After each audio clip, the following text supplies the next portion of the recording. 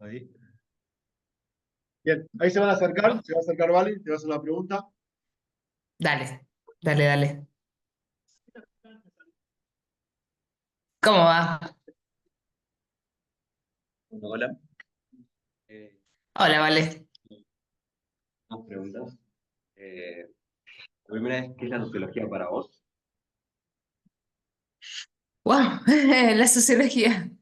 Bien, es como para mí un lente para ver el mundo. Una vez que empezás a incorporar algunas herramientas de, bueno, por qué la gente actúa como actúa, no podés dejar de verlas. Para mí, la pregunta principal que se hace en la sociología constantemente es esa: ¿por qué la gente actúa como actúa? ¿Por qué ustedes tienen un uniforme puesto? ¿Por qué toman mate en clase? ¿Por qué hay un hincha de Belgrano en el curso? ¿Por qué la gente actúa como actúa constantemente? Y esa respuesta puede venir de diversos lugares.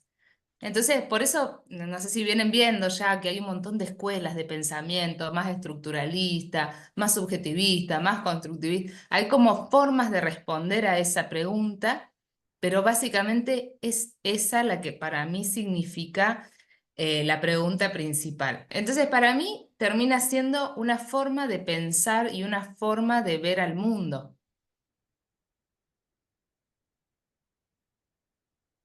Es que se- Ay, no se escucha. A ver. ¿Cómo crees que influyen los discursos dominantes en las representaciones que se hacen en torno a los jóvenes?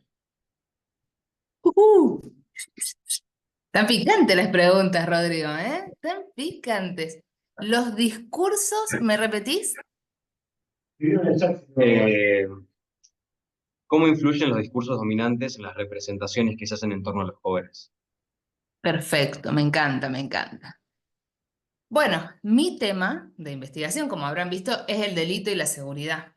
Entonces yo no puedo dejar de pensar en esos términos, ¿no? Los discursos dominantes tienen mucho que ver con que la juventud es violenta, que la juventud, o ahora hay mucho de esto de cómo están las redes sociales y la Twitch y las cosas, qué sé yo, como que la juventud es inútil, la juventud... Pero también el hecho de que el discurso dominante sea el que habla tan mal de la juventud o que tiene una representación tan negativa de la juventud, es también, digamos, no es casualidad que lo dominante hable mal de la juventud, porque se supone que es la juventud la que se va a rebelar ante ese dominio, ¿no? Entonces, lo dominante le tiene miedo a la juventud en realidad. Dice que es violenta, que es delictual, que es, no sé, inútil, que no saben hacer nada, que es una generación de cristal, que qué sé yo, porque a la dominancia también le conviene tener a los jóvenes en una cajita, callados, y de hecho, como la dominancia es adultocéntrica, como se dice, ¿no? Son los adultos los que dominan ese discurso, o la gente más grande. Decir que la gente menor es inútil o hace todo con inteligencia artificial o qué sé yo, es no ayornarse a la época. Es una forma fácil de decir lo nuestro estaba bien, lo de ellos está mal. Entonces, por ejemplo, Rodri debe estar haciendo un esfuerzo sobrehumano para adaptar sus contenidos a lo que ustedes ya hacen y ya saben, que tiene que ver con, no sé, las nuevas tecnologías, habilidades nuevas que nosotros no teníamos. Entonces, lo fácil es decir que la juventud está mal y lo que hacen está mal. Es mucho más fácil decir eso que realmente tomar lo que está bueno de lo que está pasando con la juventud y readaptarlo a lo que hacemos nosotros los adultos. Entonces, bueno, puedo decir esas cuestiones, digamos, muy desde el sentido común, no es algo que yo estudie particularmente, pero sí lo veo mucho en las noticias de delito, que es lo que yo estoy analizando, cómo usan a los jóvenes como si fueran ellos los violentos o lo que sea, y en realidad, bueno, no es una violencia hegemónicamente entendida. A ellos les conviene decir eso. Bueno, no me quiero ir por las ramas tampoco. Sigan con las preguntas. Influye la sociología para... Ay, ¿me la puedes repetir que no escuché nada? ¿Y cómo crees que contribuye la sociología de las prácticas policiales? Ay, no, no, no. ¿Me lo ¿Cómo repetís? la sociología Sí. contribuye a las prácticas policiales? A las prácticas. Bien, bien, me divierte esto. Muy poco, Ah, lamento mira. decir.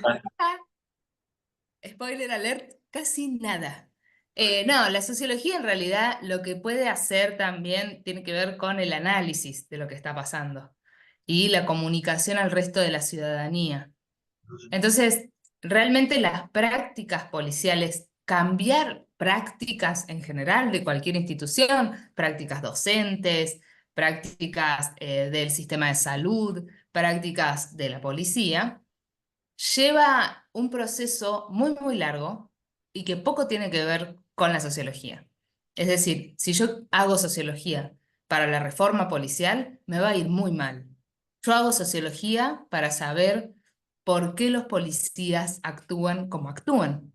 Y en función de eso, quizás poder, por ejemplo, recomendar una política pública nueva o recomendar cuestiones a la misma policía, porque como habrán visto también le doy clases a la policía desde hace varios años, pero yo no puedo hacer más que eso. Las prácticas son muy personales de las instituciones. Cambiar una institución es muy difícil.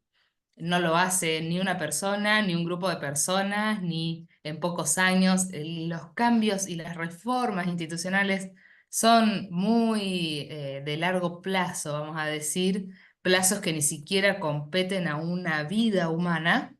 Entonces, bueno, por eso sociología y prácticas profesionales, casi de cualquier tipo de profesión, es muy lento, es muy lento. Sí, lo que se puede hacer es, como les decía recién, a partir de un análisis serio, como le decimos en ciencias sociales, basado en evidencia, es decir, una investigación en donde se estudie metódicamente las prácticas policiales, se pueden hacer recomendaciones.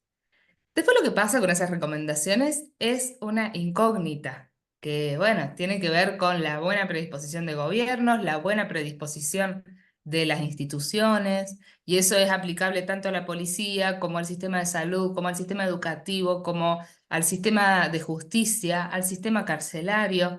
Casi que cualquier institución que vos veas que la sociología puede analizar al final termina teniendo una incidencia muy a largo plazo y muy suave. También se puede hacer viceversa, no solo recomendar a una institución cómo debe gestionar sus prácticas o sus empleados, sino que también viceversa, mostrarle a la sociedad cómo actúan, cómo trabajan y por qué lo hacen de esa manera. Entonces muchas veces la gente no sabe por qué la policía actúa de cierta forma y a través de un análisis sociológico, estar adentro de la institución mucho tiempo, hablar con policías, poder alejarse del sentido común, uno puede entender y comunicarle al resto de la ciudadanía cosas un poco más serias y más basadas en evidencia sobre por qué suceden ciertas cosas, que quizás exceden a la propia institución o exceden a las personas que están adentro de la institución.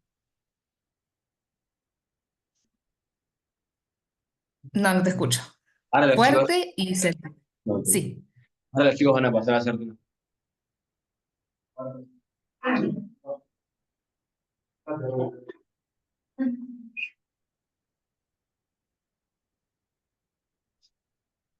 Hola, Acordate, fuerte y cerca del micrófono y suave, porque se me corta si no. bueno, soy Rodrigo y bueno, con los chicos formulamos unas preguntas para hacerte a vos. Dale. Hola, Rodrigo. ¿Por qué crees que hay una asimetría en los procesos carcelarios que perjudican a las clases populares? ¡Ay, qué lindo! Me encanta la pregunta. Vamos a ver. Hay delitos que generan más indignación que otros, ¿no? Pensemos desde el ciudadano común y corriente.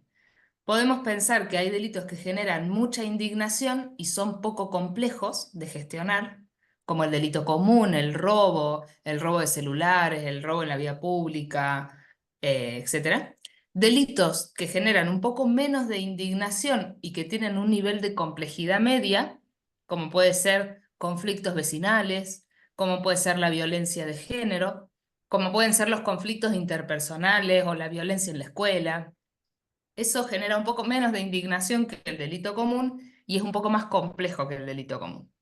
Y después podemos pensar en el otro extremo, que son delitos que generan muy poca indignación y son muy complejos y cometen, de hecho, mucho más daño a la sociedad de lo que nosotros podemos entender o ver, como pueden ser el delito de cuello blanco, las evasiones fiscales, la gente que saca toda su plata del país y la lleva a paraísos fiscales, gente que no paga impuestos.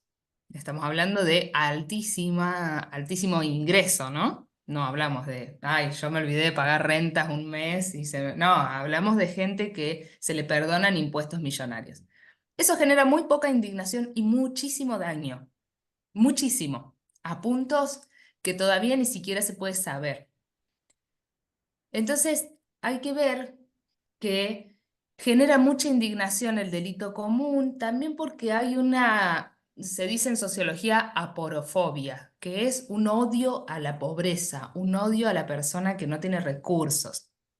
Es una especie de racismo, pero con el ingreso, con la pobreza, ¿sí? Eso ya está de base, todos lo tenemos, en mayor o menor medida. Y lo que pasa es que eso se traduce al ámbito de la justicia penal y del delito. Nos genera más bronca el delito común que el delito de cuello blanco, porque tenemos una porofobia que no nos deja tenerle el mismo, ¿cómo decir?, la misma indignación a la persona rica, que de hecho la admiramos, la vemos en Instagram, le ponemos me gusta, queremos tener sus autos y sus hoteles e ir a los mismos viajes que ellos y no nos permite tener empatía por esa persona que igual comete delitos, pero comete delitos comunes de baja complejidad. Pasa lo mismo con el narcotráfico. El narcotráfico se maneja desde arriba, se maneja desde personas que tienen mucha plata, viven en countries y nosotros seguimos en Instagram y le damos me gusta y compartimos sus fotos y videos y compramos sus cursos de Hazte Más Rico. Pero la cadena hace que la persona que mantiene ese sistema sea el que vende droga en pequeña cantidad en la esquina de un barrio. Entonces son delitos muy fáciles de agarrar, muy fáciles de enjuiciar y muy fáciles de meter en cana, pero dependen en una cadena de delitos de alta complejidad, que son muy difíciles de agarrar, muy difíciles de meter en cana y muy difíciles de enjuiciar. Por un lado, porque la gente que está en la parte de la cadena más, ¿cómo decirlo?, más expuesta, que son la gente pobre que hace el delito menor, no tiene ningún tipo de protección, de ningún tipo. Es muy fácil que la policía los agarre, es muy fácil que la justicia les dicte una sentencia exageradamente alta y es muy fácil que ellos salgan de ahí y no tengan otras oportunidades, entonces tengan que seguir en ese circuito delictivo y sigue siendo aún más fácil que la policía los agarre y que la justicia los enjuicie. En cambio, del otro lado, vemos gente que produce mucho más daño, pero que tiene muchos contactos, muchas conexiones, que ya sabe cómo funciona el sistema, que ya sabe ocultar su nombre y su cara de los lugares, entonces es difícil de agarrarlo, la policía no sabe cómo gestionarlo y nadie los va a poner en cana, porque nadie los va a enjuiciar, porque tienen muchos contactos judiciales y bueno, básicamente sus primos, sus hermanos y sus amigos son jueces y abogados, entonces es muy difícil meter en cana a esa gente. A su vez genera mucha indignación cuando vos pones a alguien en cana. Miren Cositorto. Cositorto, bueno, en realidad es un ejemplo medio raro porque Cositorto, ¿lo ubican? ¿Vieron la serie de Netflix? No. No. Bueno, entonces no voy a ir por Cositorto, pero bueno, es muy difícil meter en cana a alguien que tiene plata, en general, y a alguien que delinque con grandes caudales. Entonces, por eso la cárcel se llena de gente pobre. Primero, hay una aporofobia, ¿no? Lo que les contaba de la aporofobia. Segundo, cada vez la gente está más de acuerdo con las políticas de mano dura. Fíjense, ahora se está por bajar la edad de imputabilidad. Entonces, la gente está de acuerdo con que los castigos sean más severos. Pero ¿a quién estamos castigando? Estamos castigando a la cadena más débil, al eslabón más débil de la cadena delictual. Y como el escalón más débil, cuando vos ves una pirámide, vos ves que arriba hay poca gente y abajo hay mucha gente. Funciona igual. Hay mucha gente cometiendo delito menor y muy poca cometiendo delito de alto rango o de cuello blanco, pero esas pocas personas que están cometiendo delitos de cuello blanco son los que generan todo el resto. Y esas pocas personas cometen más daño, roban más y hacen que nuestro país esté mucho más empobrecido que las personas que están abajo. Entonces por eso la cárcel se llena un poco de pobres, porque la gente está de acuerdo con que se llene de pobres, porque la gente sigue pidiendo mano dura a las personas pobres y porque es más fácil agarrarlos, básicamente. Seguimos con otra pregunta. Eh, ¿Crees que los espacios educativos, sean formales o informales, contienen a los jóvenes? Uy, yo estoy muy lejos de ese mundo. Yo no podría contestar tan bien eso. Estoy segura que hay gente que estudia más educación y lo sabe mejor. Yo la verdad que estoy muy lejos, me dedico a la educación universitaria y en personas mayores, digamos, ni siquiera en gente, digamos, en edad común universitaria, sino que le doy clases universitarias a personas muy grandes. Em, Eso realmente yo no voy a poder contestar y no me animo justamente porque si me están hablando como socióloga es porque están esperando una respuesta un poco más formada. Yo solamente puedo responder desde el sentido común a eso y prefiero no meterme en el sentido común. Así que esa paso, ¿viste? Como cuando en los programas de preguntas. ¿Qué es el programa Centro de Actividades Juveniles? Ah, uy, el CAJ. Sí, yo trabajé en eso hace muchos años. Sí, sí, eso fue 2012, 2013. Era un espacio educativo no formal, justamente, en donde se impartían talleres de diversa índole, dependiendo del programa que presentara el coordinador del CAJ de ese momento. Y dábamos talleres artísticos o deportivos, sí, talleres, digamos, que eran opcionales para los estudiantes de la escuela. Entonces los dábamos en escuelas públicas y ahí en un horario donde no coincidiera con el resto de la currícula y cualquier alumno de la escuela en cualquiera de los años, digamos, podía elegir participar o no de dicho taller, del taller que quisiera. Entonces era un espacio muy lindo. Tanto los talleristas como el coordinador eran pagados por la nación en ese momento y eran espacios muy lindos porque al ser opcionales, los chicos decidían estar ahí. Entonces yo di ahí un taller de dibujo y de arte, armé un programa, fui con todo mi programita, había estudiado arte de forma universitaria hacía poco, fui con todo mi programa armado y cuando fui me di cuenta que los chicos estaban ahí más por arte urbano, que en ese momento estaba muy de moda, el graffiti, el stencil, entonces cambié todo mi programa cuando vi lo que querían los chicos y les di un programa de arte urbano más referido a graffiti, stencil, etcétera. Y eso era muy importante por dos motivos. Primero, los chicos decidían estar ahí, como yo les decía. Y segundo, los chicos eran partícipes de lo que el docente hiciera, que no es docente, sino que se le dice tallerista. Entonces, los chicos tenían una participación activa. Se hacía los primeros días, las primeras clases, un diagnóstico de qué querían ellos antes de nosotros decidir lo que quieren, digamos. Y en el caso, como me pasó a mí, que fuera completamente distinto a lo que había pensado y armado, era cuestión de volver a sentarse con el programa y armarlo de nuevo. Era muy interesante por esos dos motivos. Entonces, los chicos eran realmente partícipes y estaban eligiendo constantemente lo que se estaba impartiendo, digamos, el conocimiento. Y ahí era realmente el tallerista, funcionaba no como un docente que viene de arriba e ilumina a chicos que no saben, entonces se le dice alumnos, como que no tienen luz, esa es la palabra, sino que al revés, era, ustedes saben más que yo solamente les voy a facilitar herramientas nuevas. Eso era un poco el CAG, era un espacio de educación no formal en donde los chicos eran partícipes directos de lo que se hacía, y bueno, y era un espacio para compartir, dialogar de cosas por fuera de la escuela, sino cómo estaba cada uno, cómo estaban sus familias, cómo estaban sus papás, y siempre era hacer partícipe a todos los papás, se hacían muestras a fin de año con todos los talleres, y participaban las familias, participaba el barrio, la comunidad. Era un programa precioso. Pero bueno, en 2017 se desfinanció y se terminó.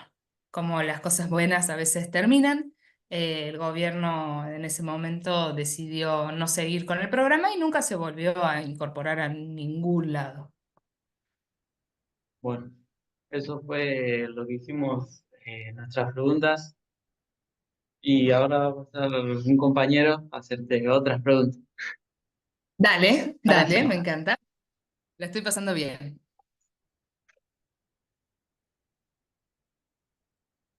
Hola Sofía, me llamo Kimei. Hola, Kimei. Te voy a hacer dos preguntas. Dale. La primera es, ¿qué relación existe para vos entre la policía y los movimientos sociales? La policía y los movimientos sociales. Qué difícil esa pregunta. No sabría decir cuál puede ser el vínculo. Por mi parte, puedo hablar de mi experiencia, que es la siguiente. Movimientos sociales se le puede decir a movimientos que estén juntando cierta cantidad de personas bajo consignas políticas o bajo una mirada política también, ya sea en contra del gobierno, a favor, en contra de ciertas políticas del gobierno o a favor. Lo que me pasó a mí en mi experiencia, yo estuve en organizaciones siempre pujando por una seguridad ciudadana, porque también encontré muchas organizaciones de otros espacios políticos en donde se hablaba mucho de muerte a la yuta, estudiar no seas policía, consignas de ese tipo que a mí me parecían un poco raras, porque la policía, nos puede gustar o no, son parte de la gente que vive en los mismos barrios. Es decir, son seres humanos los policías. No sé si ustedes tienen parientes policías, padres policías, amigos, lo que sea, pero me parecían consignas muy violentas para lo que nosotros queríamos hacer. ¿Hay algún problema con lo técnico que veo que están ahí? Está re bien. Había tratado cualquier Listo. cosa. Dale. Entonces me pasaba con algunos movimientos sociales que hablaban muy mal de la policía como si no fueran humanos, como si no fueran personas con los mismos derechos humanos que nosotros, que, bueno, sí, obviamente la policía tiene la capacidad y la tarea de utilizar la fuerza. Es, según un sociólogo muy conocido, que es Weber, con W, Weber, tienen el monopolio del uso legítimo de la fuerza, es decir, son los únicos que el Estado le pide y le paga para que use la fuerza en los momentos que lo necesita, desde tiempos inmemoriales. Entonces, son muy denostados por tener esa función. En otros momentos, capaz del mundo, eh, eran personas, sí, por fuera de los ámbitos sociales, que estaban como viviendo en sus propios barrios y eran personas con mucho poder. Hoy no, hoy los policías están entre nosotros, son de nuestra misma clase social y bueno, básicamente compartimos muchos ámbitos con ellos. Entonces, no tiene mucho sentido ir en contra de ellos. Hay que ver a la policía como un trabajo más en donde, bueno, tiene sus cosas horribles ese trabajo, pero como también lo tiene el mío, como también lo tiene el de Rodrigo, como también lo tiene cualquier trabajo, tiene cosas muy malas y cosas muy buenas. a diferencia de otros trabajos, la policía es como el único o casi el único trabajo que el Estado te ofrece salida laboral inmediata. Vos haces un curso de 9 meses, de 1 año, de 2 años, depende cómo sea el plan de estudio en su provincia, y salís con un trabajo permanente, casi, en planta permanente. No son muchas las oportunidades de tener eso y para muchas familias es importantísimo. Entonces, decir estudia no seas policía es un poco aporofóbico de esa palabra que hablaba más temprano de el odio al pobre. Bueno, hay gente que no tiene otra que ser policía. ¿Por qué vamos a decir muerte a la yuta? ¿Por qué les vamos a desear la muerte? Son personas que tenían ese trabajo. Entonces, bueno, me parece que ahí hay algo para trabajar en los movimientos sociales de bajar un poco cierto lenguaje que genera más violencia, porque decir esas cosas en realidad está generando mucha violencia, y bueno, y empezar a comprender las condiciones en las que están y empezar a comprender qué hay por detrás de la policía. ¿Cuáles son las políticas de seguridad que hacen que la policía actúe de cierta forma? No sé si les sirve esta respuesta, es un poco loca Te hago la la última pregunta, asociación. que hago yo. Dale. A través de tu trabajo en el Poder Judicial de la Policía de Córdoba, ¿evidenciaste algún tipo de abuso de poder? Millones, miles. ¿Me podría dar algún ejemplo, alguno que habías visto? Mira, yo trabajé en lo que se llama el Tribunal de Conducta Policial y Penitenciario. Así como está el derecho penal, está el derecho administrativo, que se dice, ¿no? Derecho administrativo es la que regula la actividad de grupos profesionales. Entonces, el Colegio de Médicos tiene su propio derecho administrativo. Si vos te pasás un poco de la raya o haces cierta mala praxis, te sacan la matrícula y no podés ejercer. Lo mismo hacíamos nosotros con la policía. La gente podía hacer denuncias y nosotros hacíamos una investigación para ver si esa denuncia era real o era falsa. Y si era real y se comprobaba, se le ponía cierto tipo de sanción de forma administrativa a los policías y penitenciarios. Por ejemplo, la cesantía de su cargo, la destitución del cargo como el máximo, la máxima pena que podíamos poner, o sanciones más chicas como suspensión por ciertos días, le sacábamos el arma por unos meses, así. Abuso de autoridad, yo la verdad lo vi mucho, pero también hay abuso de autoridad en los docentes, también hay abuso de autoridad en los médicos, también hay abuso de autoridad en un montón de funciones y ejercicios profesionales en donde hay autoridad. Vos donde veas autoridad, vas a ver personas que hacen abuso de esa autoridad, personas que no. Pero por lo general sucede algo similar con otras profesiones. De nuevo, yo trato de desexotizar a la policía. Hay ciertas cuestiones de la policía que no son tan distintas a otras profesiones, sobre todo otras burocracias estatales. Entonces sí, abuso de poder vi muchísimos ejemplos, sobran. Pueden ir desde lo laboral, es decir, un comisario hacia un subalterno. Por lo general, cuando uno ve la jerarquía policial, cuando el abuso de poder lo hace alguien en una alta jerarquía, como comisario, comisario inspector, para arriba, se ejerce interno en la policía, porque los comisarios ya no salen tanto de sus comisarías, ¿no? Cuando uno lo ve en las jerarquías más bajas, el cabo, el agente, esos son policías que sí están en la calle, porque es su labor. Por lo general los mandan a los pibes a la calle a defender la sociedad del delito y los comisarios se quedan en su escritorio muy panchos. Ambos ejercen autoridad, abuso de autoridad, el comisario para con sus subalternos, los puede tratar mal, puede ejercer violencia de género con subalternas mujeres, etc. Y los subalternos para con el resto de la ciudadanía porque están más en la calle, están más en contacto con la ciudadanía. Entonces tienen otro tipo de autoridad y como tal ejercen ese abuso. Sofi, bueno, nos están corriendo, queríamos agradecerte las respuestas, ¿sí? Nos va a ser Bueno, muy difícil para cuando el quieran tema volvemos si han quedado estallar, así que preguntas, muchas no tengo gracias. problema. Muchas gracias, Sofi. Estamos en contacto y la verdad, fantástica la respuesta. Muchas gracias. Gracias, vamos Te Belgrano. mando un abrazo, Sofi. Cuídate. Chau. Chao, igualmente, un gusto. Chao, Sofi.